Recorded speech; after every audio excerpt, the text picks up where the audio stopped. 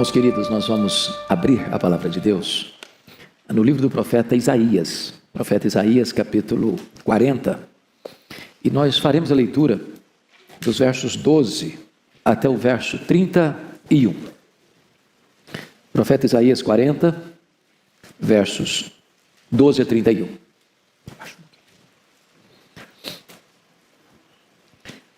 Eu peço que depois da leitura você mantenha a sua Bíblia aberta comigo nesta passagem. Peço só que você perceba um detalhe. O texto todo vai ser regido por perguntas retóricas. Nas próprias perguntas a resposta já está embutida. Então leia com esse entendimento. Ele está tratando da majestade de Deus e ele diz assim: quem na concha de sua mão mediu as águas e tomou a medida dos céus a palmos? Quem recolheu na terça parte de um éfa o pó da terra e pesou os montes em romana e os outeiros em balança de precisão?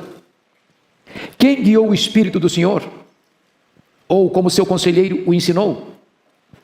Com quem tomou ele conselho para que lhe desse compreensão? Quem o instruiu na vereda do juízo e lhe ensinou sabedoria e lhe mostrou o caminho de entendimento? Eis que as nações são consideradas por ele como um pingo que cai de um balde, ou como um grão de pó na balança. As ilhas são como o pó fino que se levanta. Nem todo o Líbano basta para queimar, nem os seus animais para um holocausto. Todas as nações são perante ele como coisa que não é nada. Ele as considera menos do que nada, como um vácuo. Com quem comparareis a Deus? Ou que coisa semelhante confrontareis com ele? O artífice funde a imagem e o ourives cobre de ouro e cadeias de prata forja para ela. O sacerdote idólatra escolhe madeira que não se corrompe e busca um artífice perito para assentar uma imagem esculpida que não oscile. Acaso não sabeis? Porventura não ouvis? Não vos tem sido anunciado desde o princípio? Ou não atentastes para os fundamentos da terra? Ele é o que está sentado sobre a redondeza da terra, cujos moradores são como gafanhotos. É ele quem estende os céus como cortina e os desenrola como tenda para neles habitar. É ele quem reduz a nada os príncipes e torna em nulidade os juízes da terra. Mal foram plantados e semeados, mal se arraigou na terra o seu tronco, já se secam, quando um sopro passa por eles, e uma tempestade os leva como palha. A quem, pois, me comparareis, para que eu lhe seja igual, diz o santo? Levantai ao alto os olhos e vede. Quem criou essas coisas? Aquele que faz sair o seu exército de estrelas, todas bem contadas, as quais ele chama pelo nome, por ser ele grande em força e forte em poder, nem uma só vem a faltar. Por que dizes, pois, ó Jacó, e falas, ó Israel, o meu caminho está encoberto ao Senhor, e o meu direito passa despercebido ao meu Deus? Não sabes? Não ouviste que o eterno Deus, o Senhor, o Criador dos fins da terra, nem se cansa, nem se fatiga? Não se pode esquadrinhar o seu entendimento.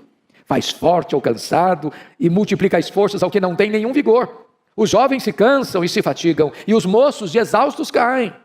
Mas os que esperam no Senhor renovam as suas forças, sobem com asas como águias, correm e não se cansam, caminham e não se fatigam. Amém. Aleluia. Irmãos amados, eu gostaria hoje de pensar com vocês como nós poderemos ter a nossa força renovada, a nossa esperança revitalizada, a nossa alegria remoçada.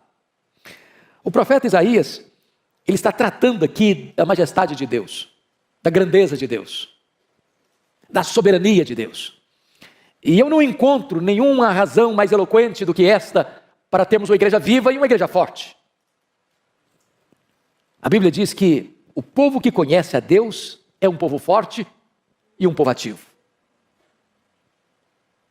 A W. Tozer, que foi talvez um dos mais importantes escritores do século passado, ele diz que o maior problema da igreja, e ele está falando da igreja do século passado, e nós falamos da igreja de hoje, é que muitas vezes nós passamos a maior parte do tempo olhando para o nosso próprio umbigo, tomando o nosso próprio pulso. Se nós conhecermos a Deus, prosseguirmos em conhecer a Deus, isso é a própria essência da vida eterna. Foi Jesus quem disse: a vida eterna é esta, é conhecer a Deus e conhecer a Jesus Cristo, a quem tu enviaste. Mas quem é o nosso Deus? Quão grande é o nosso Deus? Quão poderoso é o nosso Deus? Quão digno de confiança é o nosso Deus? Quão digno de honra e glória ao nosso Deus. Pois bem, no texto que nós acabamos de ler, ele vai mostrar para nós a grandeza desse Deus. Primeiramente, notem comigo, em relação à própria criação que existe. Notem, por favor, o versículo 12, o que está escrito. Quem na concha da sua mão mediu as águas e tomou a medida dos céus a palmos? Quem recolheu na terça parte de um éfa o pó da terra e pesou os montes em romana e os outeiros em balança de precisão? Ele está usando uma linguagem poética, mas ele está usando uma figura para nós incompreensível. Vejam vocês, mediu as águas na concha da sua mão? Se você pensar no Pacífico, no Atlântico, no Índico, no Mediterrâneo, nos mares, nos rios, pensa o que é isso. Tente esvaziar o Atlântico aí com um baldinho, veja quanto tempo você vai levar. É incompreensível para nós entender que ele tomou a medida dos céus a palmos. Mas qual a extensão dos céus? Os cientistas não sabem dar uma resposta. Eles não têm essa resposta. Porque, na verdade, isso é uma matéria em aberto. O que nós sabemos é que este universo, que ele mediu a palmos, não é infinito, porque a infinitude é atributo exclusivo de Deus. Mas se conhece, se sabe hoje que o nosso universo tem mais de 93 bilhões de anos-luz de diâmetro. Se você voasse na velocidade da luz, 300 mil quilômetros por segundo, você demoraria mais de 93 bilhões de anos para ir de uma extremidade à outra, e ele mediu tudo isso a palmos. Ele vai dizer que ele recolheu na terça parte de um éfa, não foi num éfa inteiro não. Na terça parte de um éfa, o pó da terra. E pesou os montes em romana e os outeiros em balança de precisão. É incompreensível isso para nós. Mas o profeta está usando essa figura bela, poética, romântica até, para provar para nós uma coisa: o seu Deus é o Deus majestoso. Ele é maior que tudo quanto ele criou. Veja comigo o verso 26. Levantai ao alto os olhos e vede quem criou estas coisas. Aquele que faz sair o seu exército de estrelas, todas bem contadas, as quais ele chama pelo nome, por ser ele grande em força e forte em poder, nenhuma só delas vai faltar. É outra coisa espantosa. Porque os cientistas dizem que tem mais estrelas no firmamento que todos os grãos de areia, de todas as praias e desertos do nosso planeta. Ele não apenas criou todas elas, ele batizou cada uma delas pelo nome. E porque ele é forte em força e grande em poder, quando a chama pelo nome, nenhuma só delas venha faltar. Este é o seu Deus, majestoso, glorioso, absolutamente digno de honra, de glória e de louvor da sua igreja. Mas em segundo lugar, veja comigo, nos versos 13 e 14, que ele vai mostrar a grandeza do seu Deus em relação ao saber, ao conhecimento. Ele diz assim: quem guiou o Espírito do Senhor? Ou como seu conselheiro o ensinou? Com quem ele tomou conselho para que lhe desse compreensão? Quem o instruiu na vereda do juízo, ele ensinou sabedoria, ele mostrou o caminho do entendimento? Ele está perguntando em outras palavras para nós assim: em que escola ele estudou? Qual foi a faculdade que ele fez? Onde ele fez a sua pós-graduação? Onde ele fez seu mestrado? Onde ele fez seu doutorado? Onde ele fez seu pós-doutorado? Quem foi o professor de Deus? Quem instruiu a ele? Quem ensinou a ele? Quem deu a ele conhecimento? E aqui está algo tão sublime, porque todo saber procede de Deus. Toda ciência emana de Deus. Ele é a fonte de todo conhecimento, ele é a fonte de todo saber. É por isso que nós, povo de Deus, não desprezamos o nosso cérebro. Nós não jogamos o nosso cérebro fora. É por isso que nós valorizamos toda a ciência, todo o saber, porque toda a ciência, todo o saber e toda a verdade procede de Deus, porque ele é a fonte de todo o saber, de todo o conhecimento, de toda a ciência. Nós sabemos fragmentadamente, ele sabe completamente.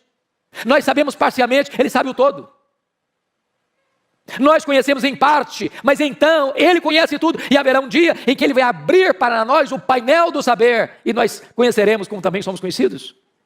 Esse Deus é digno de honra e de glória. Mas, em terceiro lugar, confira comigo aí os versos 15 a 18, porque vai mostrar a grandeza de Deus, não só em relação à criação, não só em relação ao saber, mas em relação às grandes potências da época, as grandes nações da época. Veja, por favor, versos 15 a 18.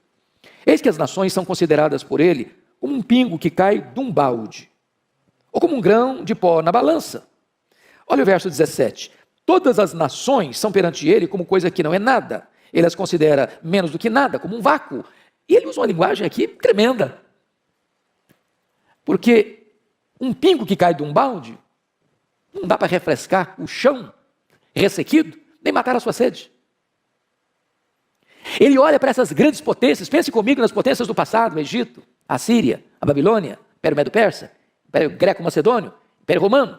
Pensa comigo hoje, Estados Unidos, China, Japão, Alemanha, Reino Unido, França, Europa, os países da África, os países da Ásia, os países da Oceania, os países da América do Norte, Central, do Sul. E ele considera todas essas nações, todas essas potências econômicas e militares como um pingo que cai num balde, como um pó numa balança de precisão. Aliás, ele vai além do seguinte, é como nada, é como menos do que nada, é como um vácuo. Então as nações que se insurgem contra Deus, as nações que blasfemam de Deus, as nações que acham que elas mesmas são a própria divindade, Deus olha essas conspirações todas da terra, diz o Salmo 2, e ri. Porque Ele quem levanta reinos e abate reinos, Ele quem coloca reis no trono e faz esses reis apiarem no trono, e só Ele é Deus, só Ele é o Rei Supremo.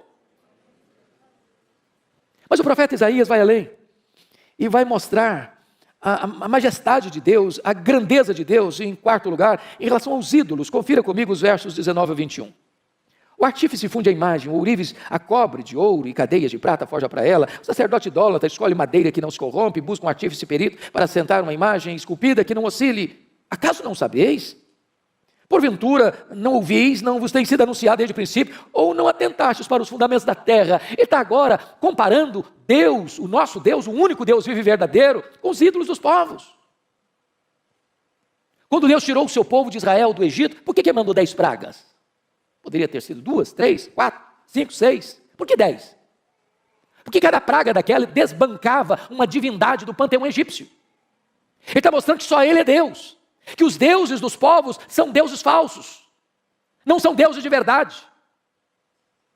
Quando você olha o Império Assírio, ele tinha muitos deuses. Quando você olha o Império Babilônio, ele tinha muitos deuses. Quando você olha o Império Medo-Persa, tinha muitos deuses. Quando você olha o Império Grego, tinha um panteão de deuses gregos. Quando você olha o Império Romano, tinha um panteão de deuses romanos. Mas só Deus é Deus.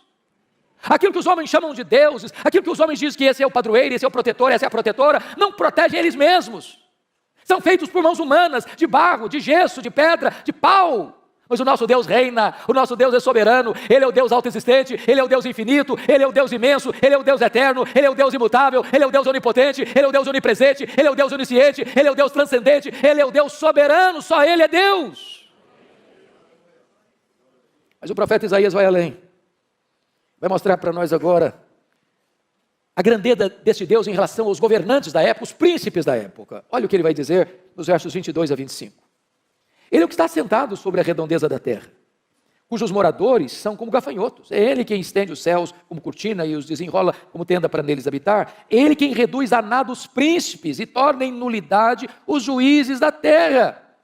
Mal foram plantados e semeados, mal se arraigou na terra o seu tronco, já se secam quando um sopro passa por eles, e uma tempestade os leva como palha. Onde está a soberba dos faraós? Onde está Senaqueribe? Onde está Nabucodonosor? Onde está Ciro o Grande? Onde está Dario I? Onde está Alexandre o Magno? Onde estão os Césares de Roma?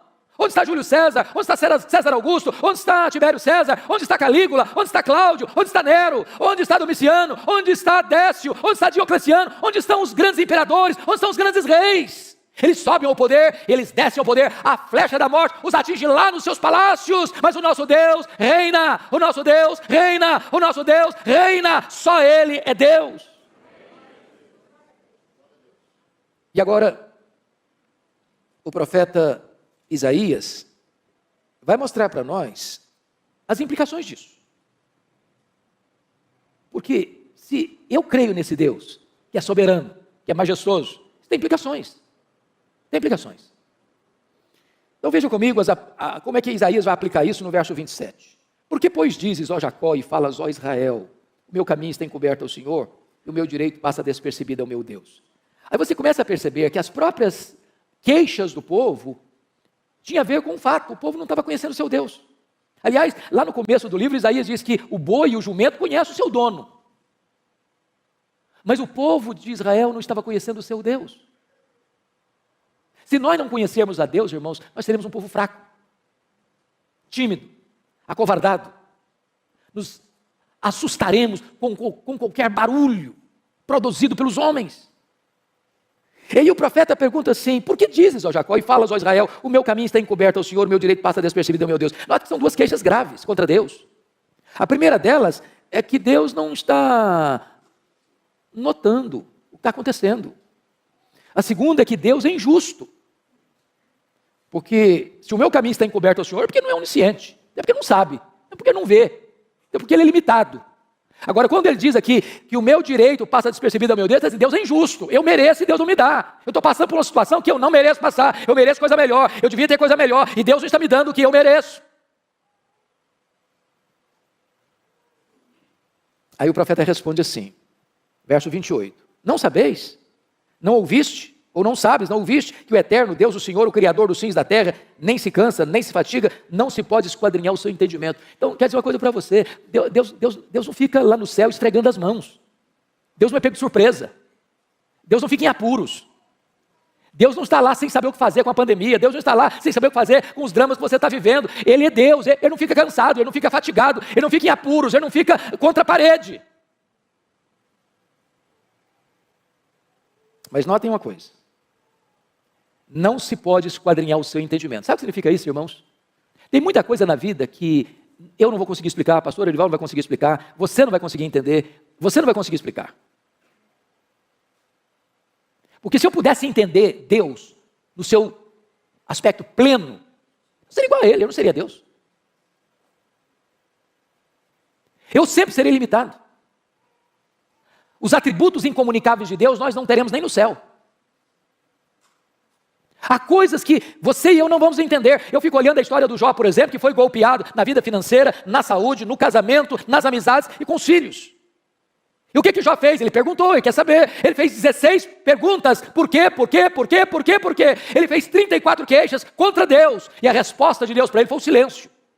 E quando Deus falou, Deus não respondeu nenhuma das 16 perguntas, nenhuma das 34 queixas. Ao contrário, Deus fez 70 perguntas para ele. A Bíblia diz que Deus o restaurou, mas Deus não explicou. O que Deus promete para você é restauração, nem sempre explicação. Às vezes você diz assim, pastor, é verdade, eu vou chegar lá no céu com a minha listinha de perguntas, eu vou querer saber muita coisa. Não vai querer nada. Vai querer nada, sabe por quê? O céu é autoexplicativo. Primeiro instante que você chegar no céu, todas as suas dúvidas terão sido dissipadas. Lá não tem interrogações, lá não tem perguntas, lá tem respostas. Lá nós conheceremos como somos conhecidos. A nossa leve e momentânea tribulação aqui produzirá para nós eterno peso de glória, acima de toda comparação. Mas ele prossegue no texto, confira comigo no verso 29, quando ele diz assim, esse Deus faz forte ao cansado e multiplica as forças ao que não tem nenhum vigor. Talvez você está hoje aqui, meu irmão, de tanque vazio. Talvez você está aqui andando na reserva. E eu quero dizer para você que Deus trouxe você aqui nesta noite para dar uma B12 na sua veia espiritual. Deus trouxe você aqui hoje para dizer o seguinte, olha meu irmão, você não precisa andar fraco e abatido não, você pode ser fortalecido, o Deus Todo-Poderoso é o seu Deus, é o seu Pai, e Ele está aqui hoje para fortalecer você, levantar você. Ele diz no verso 30, confira comigo, os jovens se cansam e se fatigam, e os moços exaustos caem. O que ele está dizendo? Hoje eu assisti o sermão do pastor Ivaldo às 8 horas, e ele deu uma pincelada nesse assunto aqui. Se você confiar, jovem, na sua força, o jovem tem vigor, ele é forte. Ele enfrenta a luta e vai para frente, vai para cima. Ele tem força, ele tem vigor. Mas isso é limitado, sabia? Tem muito jovem cansado. Tem muito jovem arquejado. Tem muito jovem fatigado. E é Deus. E só Deus pode multiplicar suas forças. Renovar seu ânimo. Dar esperança para você. Por isso o texto no verso 31 diz algo sublime. Mas os que esperam no Senhor, renova suas forças. Não é o forte na sua força, não é o sábio na sua sabedoria, não é o rico na sua riqueza, é os que esperam no Senhor. Não é o trabalho que você tem, não é a empresa que você dirige, não são os negócios que você tem, não é a tradição da sua família, não é os diplomas que você granjeou nos seus estudos acadêmicos, é os que esperam no Senhor. E aí ele faz uma comparação interessante. Os que esperam no Senhor renovam as suas forças, sobem com asas como águias, correm, não se cansam, caminham, não se fatigam. E eu fico sempre curioso quando leio isso aqui, porque eu li alguns livros de oratória, alguns livros de retórica, e quase todas as obras que eu li, se não todas, nesta área, diz que um discurso precisa terminar lá em cima e não lá embaixo. E se você e eu fôssemos o escritor desse versículo aqui, talvez seguindo as leis da retórica, da oratória, nós mudaríamos os verbos. Nós leríamos assim: Os que esperam no Senhor caminham e não se fatigam. Os que esperam no Senhor correm e não se cansam. Os que esperam no Senhor sobem com asas como águia. Não é assim? Corre, anda, corre e voa. Só que o profeta bota não em grau ascendente, mas em grau descendente. Por quê? Muito provavelmente, porque as nossas forças são drenadas, desidratadas. Não é nas poucas vezes que nós voamos, nem nas algumas vezes que nós corremos. Tem muita gente que não consegue correr mais, o joelho não deixa. Me too. Mas às vezes a gente fica estressado, cansado, esgotado. É na dinâmica da vida, do andar. É a rotina da vida. Levar filho para a escola, pegar filho da escola, levantar cedo e ir para o trabalho, voltar do trabalho para casa. Domingo após domingo, vir para a igreja, voltar da igreja para casa. Essa rotina do andar esgota você. E Deus é poderoso hoje aqui para renovar-nos. Enquanto voamos, enquanto corremos, enquanto caminhamos. Mas aqui eu queria aproveitar, amanhã é feriado, o Marival vai me dar um desconto. E eu queria olhar por que ele compara com a águia. Os que esperam no Senhor renovam suas forças como águia, sobem com asas como águia. Por que ele está usando a figura da águia? Por que ele está nos trazendo esse tipo da águia? Primeiro, porque no mundo inteiro, irmãos, a águia é símbolo de otimismo, de força, de garra. E eu queria falar para você que se você espera no Senhor, você precisa ter um otimismo indestrutível. Crente não pode ser desanimado. Crente não pode ser pessimista. Crente não pode ficar puxando para trás. Crente não pode ficar olhando a vida de óculos escuros. Nós somos como a águia. Há pouco tempo, quer dizer, não, pouco tempo relativo, alguns anos, entrou no meu gabinete uma mulher chorando muito. E quando ela acalmou, eu disse: filho, o que está acontecendo? Ela disse: pastor, eu estava saindo de casa para vir para cá, e a minha vizinha pulou do 10º andar do apartamento dela, do prédio dela, se esborrachou no asfalto. E eu perguntei: mas que conexão tem isso com a sua vinda aqui? Ela me disse: é porque eu estou querendo fazer a mesma coisa, mas não tenho coragem. Mas por que você quer se matar? Ela me respondeu: porque eu sou um problema. Eu perguntei: mas por que você acha que você é um problema? Porque o meu pai sempre me disse que eu era um problema. Aí eu saí de casa para me casar com o primeiro pretendente. E o que aconteceu? Meu marido dizia as mesmas palavras do meu pai: você é um problema. Pastor, eu sou um problema. Mas o que você fez? Eu me divorciei dele, me casei de novo. E o que aconteceu? O segundo marido dizia que eu era um problema. E daí? Eu me divorciei dele, casei a terceira vez. O que está acontecendo? O meu terceiro marido me disse que eu sou um problema. Pastor, eu sou um problema, eu não mereço mais viver, eu não posso mais viver, eu quero me matar. Eu senti compaixão por aquela mulher e disse para ela 3 coisas. Ela é uma mulher cristã, membro de uma igreja evangélica. Eu disse: filha, 3 coisas eu preciso lhe dizer. Primeiro, você não é o que as pessoas dizem que você é. Segundo, você não é o que você pensa que você é. Terceiro, você é quem Deus diz que você é. Quem você é? Você foi criado à imagem e semelhança de Deus. Você é amada por Deus. Deus amou você e deu o seu filho para morrer em seu lugar. Você é a menina dos olhos de Deus. Nunca olhe para você e despreze você, porque quando você despreza o projeto, você está desprezando o projetista.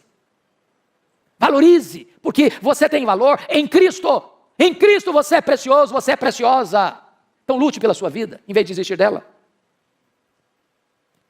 Mas ainda, irmãos, em segundo lugar, se nós somos como a águia, isso nos ensina uma segunda lição, o princípio da piedade progressiva. Diz os estudiosos que a águia sempre gosta de voar alto, alto, alto, sempre um pouquinho mais alto. O que significa isso se somos como a águia? Significa que o crente não pode ficar de altos e baixos, de avanços e recuos, em zigue-zagues na vida. Temos que voar alto, viver altaneiramente, pensar nas coisas lá do alto. Nós somos cidadãos dos céus. Aqui nós estamos como peregrinos e forasteiros. Aqui não temos casa permanente. Aqui não está o nosso lar permanente. Aqui não está a nossa pátria permanente. Nós somos testemunhas aqui, mas estamos a caminho da glória. Há uma outra ave que não consegue voar bem, sabia? Os voos são curtos, são baixos e desastrosos. É o pelicano. Mas sabe por que o pelicano não sabe voar alto, não consegue voar alto? É porque tem um papo muito grande. Sabe por que alguns crentes não conseguem voar alto? Tem um papo muito grande. Gente ensimesmada. Gente narcisista. Gente egoísta. Gente que se sente um gigante quando não passa de um pigmeu. Mas a águia nos ensina uma outra coisa impressionante. É o princípio da dependência de Deus, total. Se você já viu uma fotografia, ou já viu uma águia de perto, ou uma fotografia bem feita, ou um desenho bem feito, você vai perceber que a águia tem as asas enormes, aparentemente desproporcionais ao tamanho do corpo. E por quê? Certamente não foi um cochilo do Criador, não foi um erro anatômico de Deus. A águia tem as asas tão grandes, sabe por quê? Porque ela faz voos muito altos e muito longos. Então a águia não fica ruflando as suas asas como um beija-flor. Ela chega lá nas alturas, aplana as asas e deixa que o vento a carregue. Se nós quisermos vitória na nossa vida espiritual, não é na força do braço, não é na força do nosso conhecimento, não é na autoconfiança. A Bíblia diz, não é por força, não é por poder, é pelo meu Espírito, diz o Senhor dos Exércitos. A Bíblia nos fala da plenitude do Espírito Santo. Nós temos que ser levados pelo vento do Espírito, para termos uma vida sublime, altaneira, para a glória de Deus. Mas, amados irmãos, os estudiosos foram olhar a águia e descobriram uma coisa aqui impressionante. A águia tem a capacidade lá nas alturas, a 1000 metros, olhar lá embaixo e ter clareza do alvo. E ela faz um voo como uma flecha para atingir o seu alvo. Quando foram pesquisar sobre isso, descobriram que nós temos na nossa retina um dispositivo chamado de fóvea, que nos dá a capacidade de olhar um quadro geral e nos concentrar num quadro específico. Como se eu estivesse olhando para o Arival, pastor Arival, mas não perdendo de vista o auditório. A capacidade que eu tenho de tirar um close do rosto dele sem perder vocês, é que eu tenho na minha retina esse dispositivo chamado fóvea. A águia, os estudiosos descobriram, ela tem 3 fóveas. Ela ao mesmo tempo consegue enxergar um alvo acima, na frente e embaixo. Mas se nós somos com a águia, o que significa isso? Nós temos que ter visão para cima, para o alto, para Deus. Tem gente, irmãos, que é cientista, pós-doutorado em algumas áreas do saber humano e não enxerga um palmo acima da cabeça. Tem um mínimo de discernimento espiritual. Tem gente que se tornou crente, muita gente se tornou crente, ficou uma pessoa assim, alienada. Ela não tem mais conexão com a história, ela não tem mais conexão com a vida, ela parece que perdeu a capacidade de pensar e de refletir. Nós temos que conhecer a história, nós temos que conhecer o que o homem está pensando, nós temos que conhecer o que está acontecendo aí fora, nós temos que olhar para frente e discernir o nosso tempo, nós temos que ser como os filhos de Issacar, especialistas no tempo em que vivemos, para não sermos massa de manobra. Mas nós temos que olhar lá para baixo, irmãos. Eu estou chegando hoje de Guiné-Bissau, estava compartilhando com o pastor a dor do meu coração. A dor do meu coração. Eu estive em 2019 em Angola, já fiquei chocado, mas Guiné-Bissau é dezenas e dezenas de vezes uma situação mais crítica do que Angola. A pobreza generalizada. A expectativa da população é ter um prato de comida por dia. Quando a pessoa melhora a sua condição de vida, ela consegue cobrir a casinha dela de zinco, que faz barulho demais quando chove, e é quente demais, é um país muito quente. Não tem emprego, não tem dinheiro. Estava retornando, conversando com a médica que estava lá, prestando serviço de caridade, e ela disse que o único hospital, as camas estão podres e não tem o mínimo de remédio, mas o mínimo, o básico do básico. Mulheres, crianças e velhos, com a bacia na cabeça, vendendo um pouquinho de pepino, ou de cebola, ou de batata, para conseguir um pouquinho de comida naquele dia. E nós precisamos olhar para baixo. E termos misericórdia, não só de sentimento, mas de ação, de fazer alguma coisa.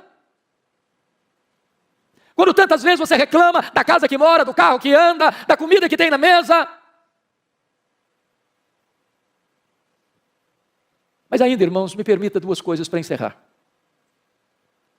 Lá no Salmo 103, versículo 5, a Bíblia diz que Deus renova a nossa mocidade como a da águia.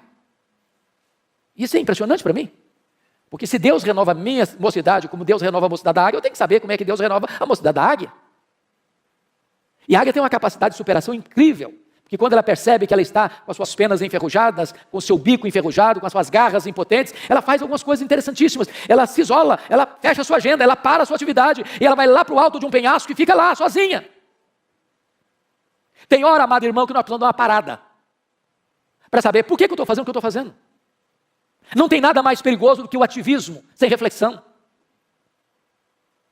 Deus não nos chamou prioritariamente para fazer a sua obra, Deus nos chamou prioritariamente para andarmos com Deus da obra. Tem hora que é preciso fazer um retiro. Não na direção de uma coletividade, mas da solidão, talvez da solidão do seu quarto. A águia, ela mesma tira as suas penas enferrujadas. Talvez é hora de você tirar algumas penas enferrujadas. O pastor já explicou dos pecados. Alguns pecados, alguns hábitos, alguns vícios, algumas manias, algumas idiosincrasias. Que se grudaram, que viraram hábito, que viraram vício. Que é preciso tirar.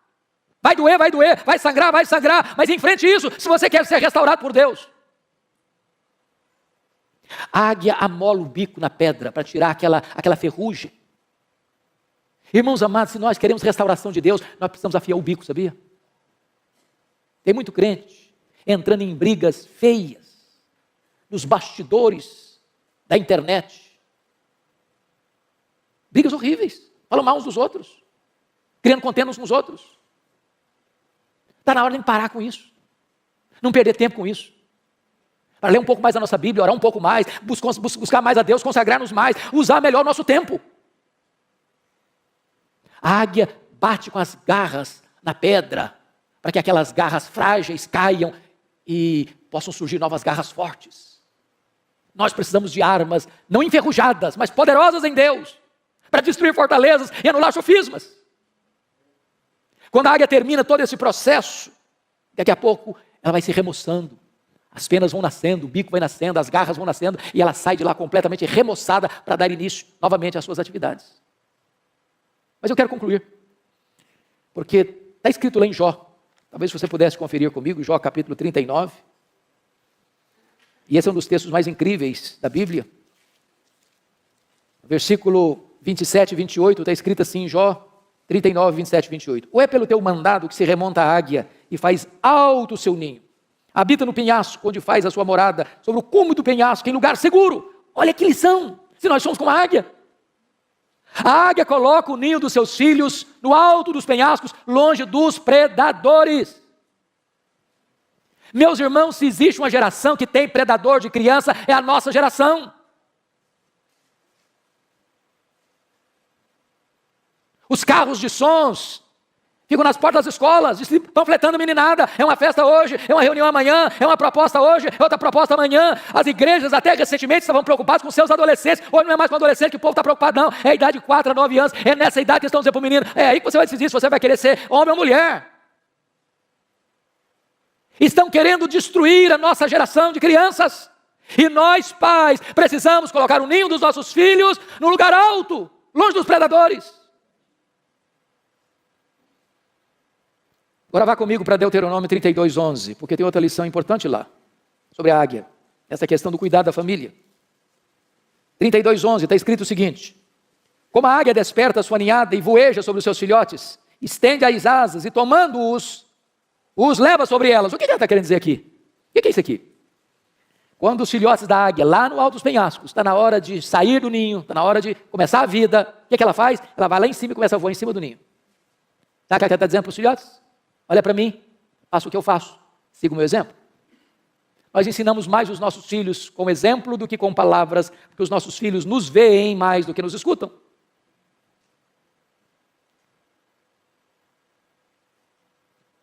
Mas talvez você pergunte, pastor, eu sou um pai exemplar, eu sou uma mãe exemplar e eu estou tendo problema em casa.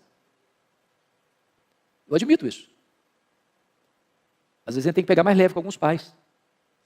Porque eu vejo um Samuel tendo filhos complicados. Eu vejo um Davi tendo filhos complicados. Eu vejo um rei Ezequias tendo um filho muito complicado. Mas o que a águia faz quando os filhos não querem seguir o exemplo? Ela vai lá no ninho, tira o capim macio, deixa só os espetos. Tem hora que a única linguagem que os filhos vão entender é a linguagem da disciplina.